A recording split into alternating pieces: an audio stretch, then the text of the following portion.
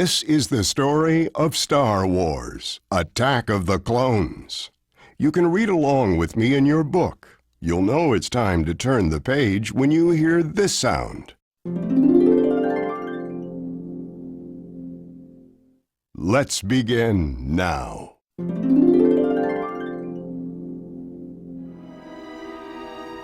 A long time ago, in a galaxy far, far away, a sleek silver ship flew toward a bustling planet. The ship belonged to Senator Padme Amidala, former Queen of Naboo, and she was on her way to the Galactic Senate on Coruscant.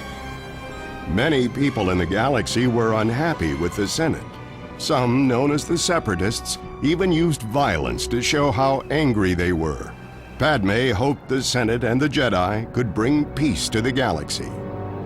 But before Padme could reach the Senate, there was a huge explosion. Someone had laid a trap for the Senator. Padme escaped the fiery blast, but many of her attendants did not. I shouldn't have come back. Padme suspected that Count Dooku, the leader of the Separatists, was behind the attack.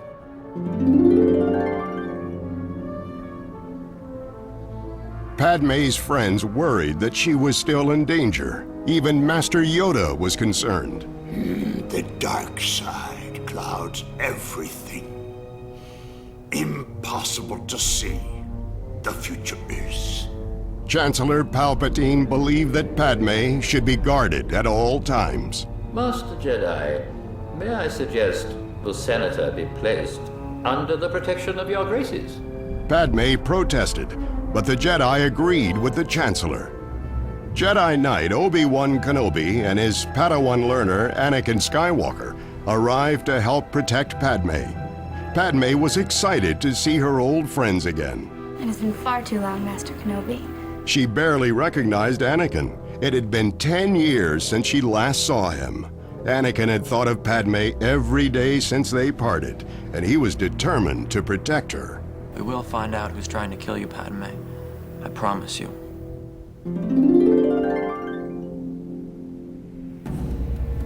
That night, while Padme was sleeping, a masked figure released deadly insectoids in her bedroom.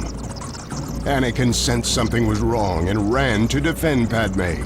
He and Obi-Wan managed to stop the poisonous creatures, but the mysterious figure fled into the night.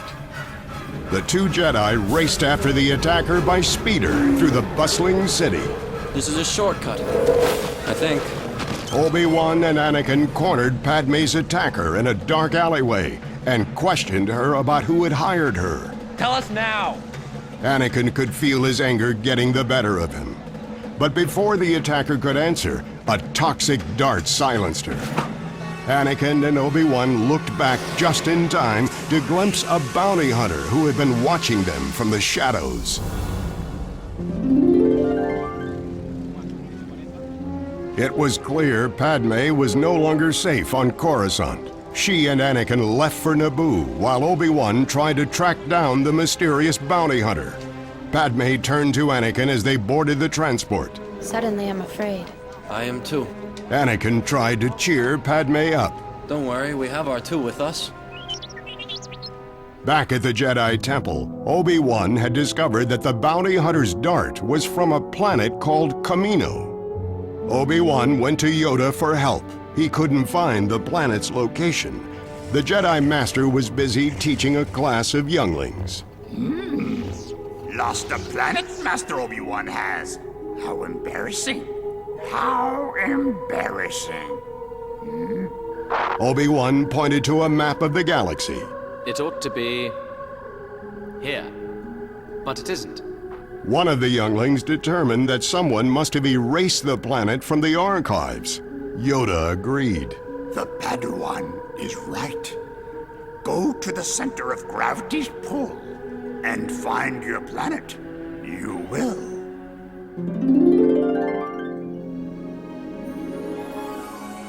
On Naboo, Anakin and Padme were finally safe. The more time they spent together, the more Padme and Anakin realized they were falling in love with each other. But something was still troubling Anakin. he confessed that he had been having terrible dreams about his mother. He knew that she was in great pain. I have to go. I have to help her. Padme immediately agreed to journey with Anakin to his home planet of Tatooine. Meanwhile, Obi-Wan had reached Kamino and discovered a vast army of clones there. An old Jedi master had hired the Kaminoans to create an army to protect the galaxy. But the Jedi had died before the army was finished, and all knowledge of his plan had been lost. Obi-Wan reported his findings to the Jedi Council. They are using a bounty hunter named Jango Fett to create a clone army. I have a strong feeling that this bounty hunter is the assassin we're looking for.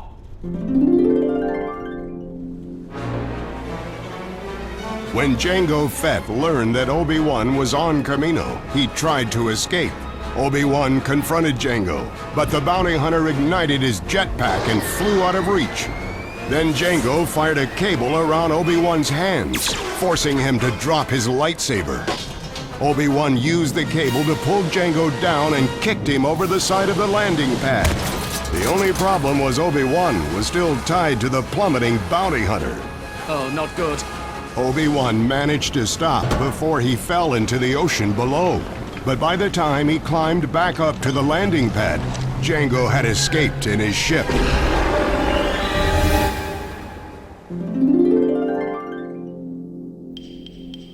While Obi-Wan trailed Jango, Anakin and Padme searched for Anakin's mother. At her home, they found Anakin's stepfamily and his trusty droid, C-3PO. But Anakin's mother was nowhere to be seen. She had been captured by Tusken Raiders. Anakin told Padme to wait in safety while he confronted the Tusken Raiders. I won't be long. Obi-Wan had managed to follow Jango all the way to a planet called Geonosis. There, the Separatists were building an army of droids that rivaled Kamino's clone troops. With two such powerful armies ready to fight, war seemed unavoidable. The Jedi will be overwhelmed. The Republic will agree to any demands we make.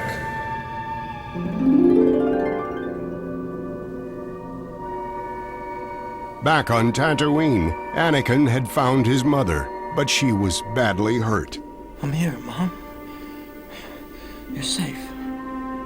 Anakin held her tightly, but her wounds were too deep.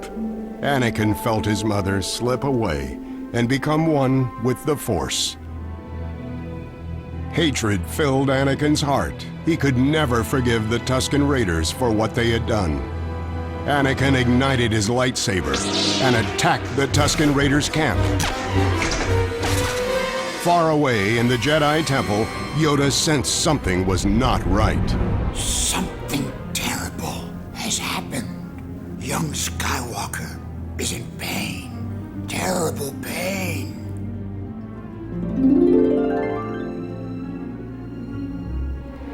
Meanwhile, Obi-Wan tried to warn the Jedi Council of what he had found on Geonosis, but his transmissions were too weak to reach Coruscant. Instead, he reached out to Anakin. Anakin? Anakin, do you copy? This is Obi-Wan Kenobi. Anakin. Anakin was back with Padme when he heard Obi-Wan's message, but his master's call for help was cut short when an unseen attacker fired on Obi-Wan. Anakin called the council, but Padme knew it was up to her and Anakin to rescue Obi-Wan. They'll never get there in time to save him. They have to come halfway across the galaxy. Obi-Wan had been captured by Count Dooku himself. The Separatist leader tried to convince Obi-Wan that the Senate had been corrupted. What if I told you that the Republic was now under the control of the Dark Lord of the Sith? I don't believe you. You must join me, Obi-Wan. And together, we will destroy the Sith. But Obi-Wan refused to listen to Count Dooku.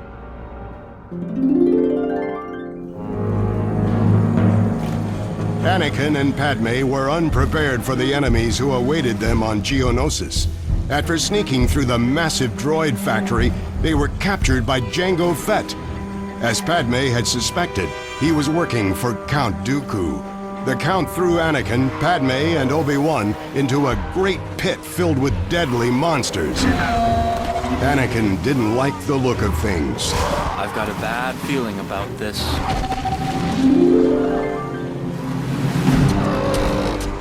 Padme, Obi-Wan, and Anakin worked together to free themselves from their restraints, and bravely fought the vicious creatures Count Dooku had released. Fortunately, they didn't have to hold off the monsters for long.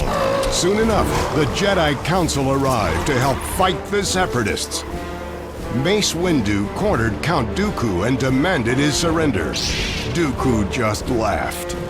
Brave, but foolish, my old Jedi friend. You're impossibly outnumbered.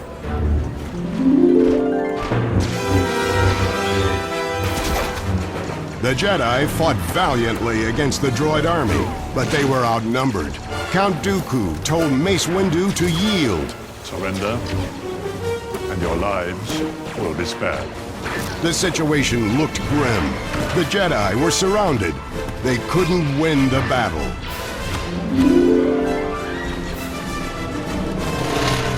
At that moment, the sky filled with Republic transport ships. Yoda had brought the clone army to help. Now the Jedi stood a chance against Dooku. Yoda took command of the troops. Around the survivors, a perimeter create. Dooku knew that he had been beaten. The Separatist leader left his droids to hold off the Jedi and headed for his shuttle. Obi-Wan told Anakin to follow the Count. If we catch him, we can end this war right now!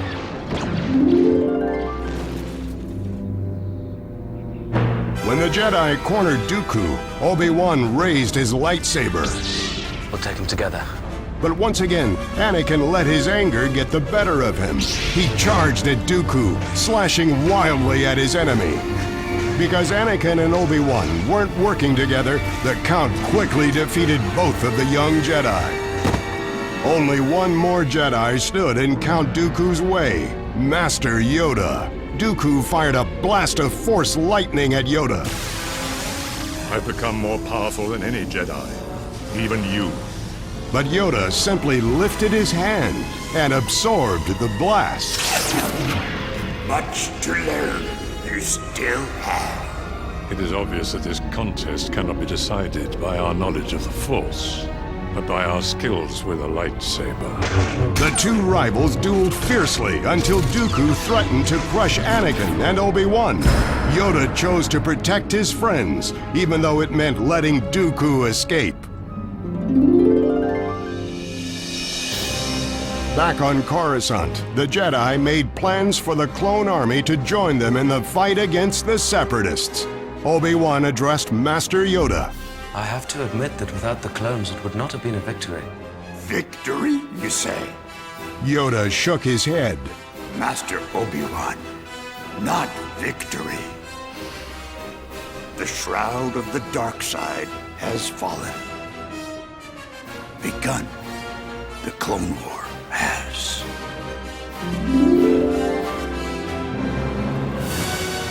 But there was still hope. Despite the rules of the Jedi Order, Anakin and Padme secretly wed on Naboo. Whatever the war was to bring, they would face it together.